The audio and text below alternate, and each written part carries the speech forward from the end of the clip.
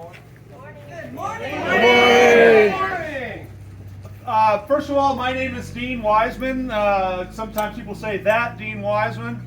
I am one of the co-chairs of this year's Ohio River Valley National Speleological Society Convention, and I can't tell you how extraordinarily pleased, honored, and humbled I am to be standing in front of you this morning.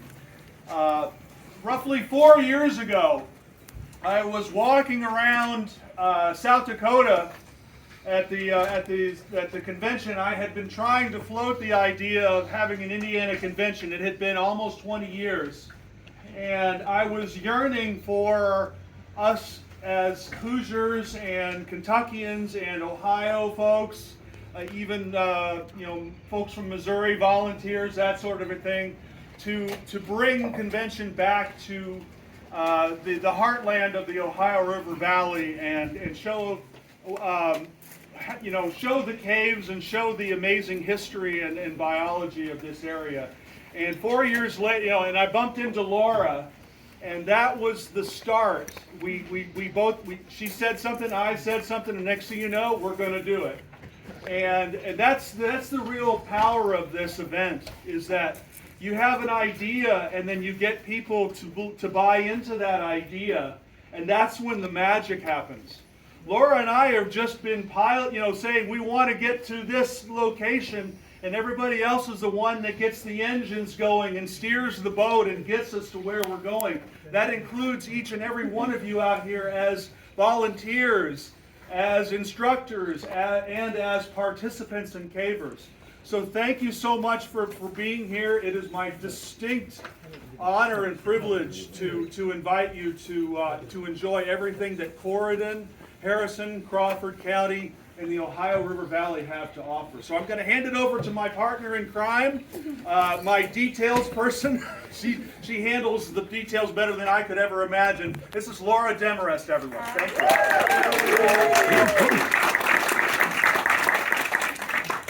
you. So much, and as Dean said, we're incredibly grateful to be here. And it is kind of a story of parallel planning, because at the local level we started to notice a resurgence in our caving club activity, and some of the caves in this area had reopened, and we kind of felt like it was a great time to host this, and we couldn't have been more pleased with the outcome. We're deeply, deeply humbled and grateful to see all of the local support here.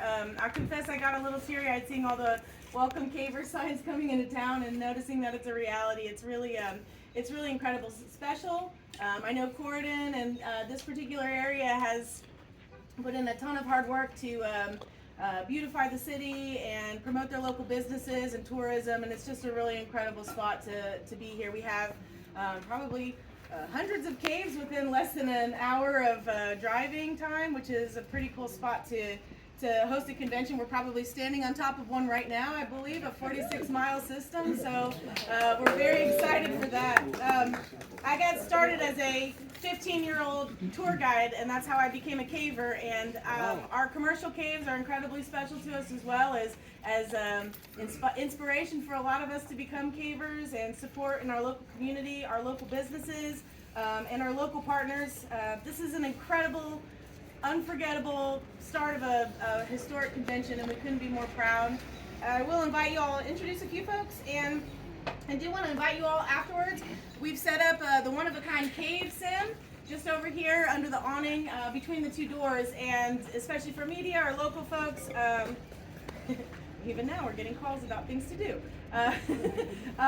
The cave sim is created by a fellow caver, and it's driven all the way out it's originated in South Dakota, but it's driven all the way out from California, and he got in late last night and should have that set up. But we invite you to go in. If you've never been caving, you can simulate a cave. You can go check out this engineering marvel. It's really special. Our vendors are down here to the door 13. Door 13 on the other end. But we'll go ahead and introduce a few people. I would like to acknowledge Stacy Pirtle. Wave, Stacy.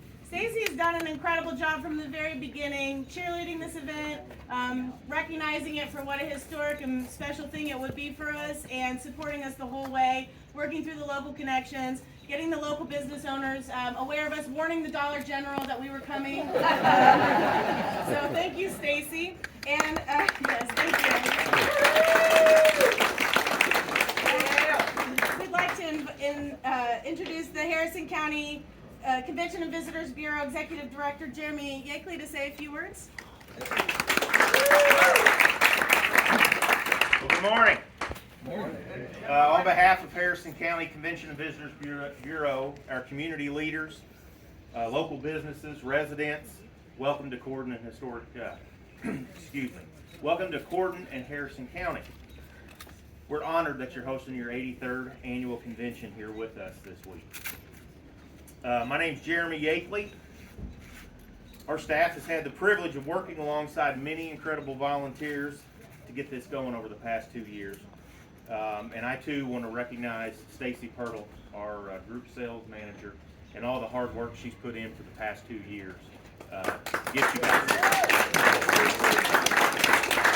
It's exciting to finally have you here. You know, Harrison County is a place where history, geology, it kind of all comes together. We're the first state capital of Indiana. And on this 250th anniversary of our country, it's I think it's fitting that you all are here as well. With obviously Indiana Caverns, Squire Boone Caverns, Wyandotte, Marengo Cave, we are a hotspot for cavers, not only in our region, but in the country. We get a lot of visitors every year visiting our caves. But while you're here, I would also encourage you to get out and explore more. Visit our historic downtown, our historic county, grab a meal at one of our local restaurants, visit one of our unique shops, and get out, maybe even, I think some of you might be paddling the Blue River today. Take time to experience Hoosier hospitality and get out and enjoy it while you're here. Inside your registration bag, you will get a visitor guide. It's got coupons, special offers, things for you here as a little incentive for being here. Take advantage of those. You know, whether you're here to explore caves, meet friends, meet old friends, make new friends, have a good time, we're glad you're here. We appreciate you choosing Harrison County. Your economic impact to our local community is huge. Amen. And we appreciate that. That's the business that Stacy and I are in. And before I introduce our town council president here in Corydon, I want to take a minute and see any other local community leaders here and county leaders. Thank you for your help with us to do this. I look around, the only one I see right now, I do see Janelle Thomas, the director for the Harrison County Chamber of Commerce. She's a big help to us and to the economy here in Harrison County and Corydon. So glad to see you here, Janelle. If I missed anybody, please raise your hand. I don't really, looking out, I don't see anybody else here right now. But thanks, be safe, have fun, welcome. We're so glad you're here. And with that, I'm going to hand it over to Mr. Paul Hammond, the Town of Corydon Town Board President.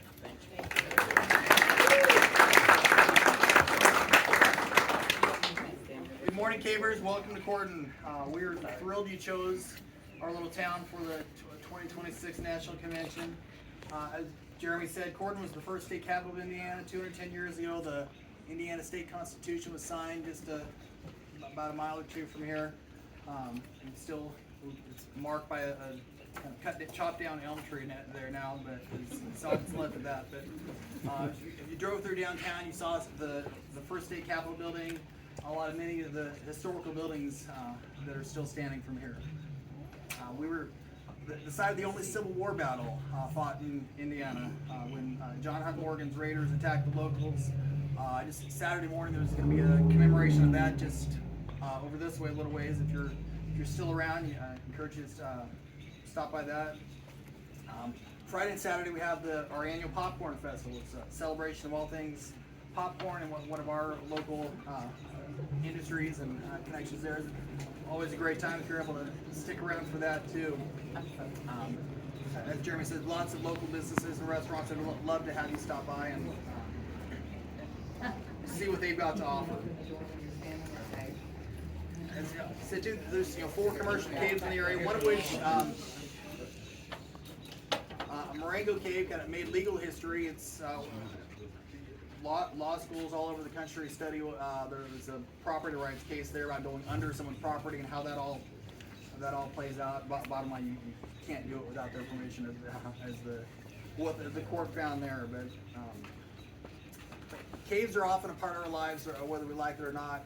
Around here, we had a pretty big water leak last year that wound up, we couldn't find it because it was all going right down into the cave, and that was really pretty deep.